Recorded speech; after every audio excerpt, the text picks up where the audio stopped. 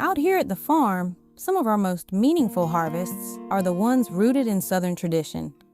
Today we're gathering Mayhaws, a small berry-like fruit native to the Southeast.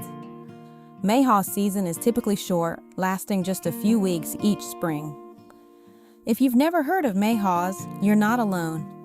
Mayhaw fruit is bright and tart, often compared to a cranberry or crabapple. And while it's rarely eaten raw, it's prized for what it becomes. It's most commonly associated with Mayhaw jelly, but it is a versatile fruit with a distinct flavor that can be used for a variety of uses. Mayhaws are also rich in antioxidants and vitamin C, known to support immune health and help reduce inflammation, one of the many reasons they've been valued for generations across the Southeast. Back at the cabin, the Mayhaws are sorted, removing any unripe fruit and unwanted leaves.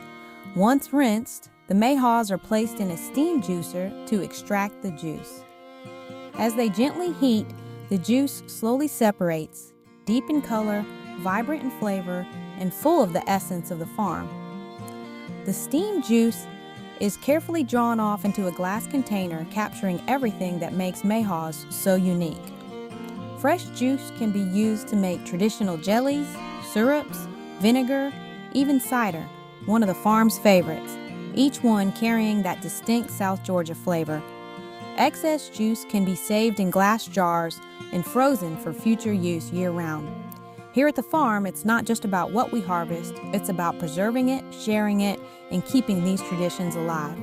Thanks for joining us for the Farm to Table series. We'll see you next time as another harvest makes its way from the land to the table.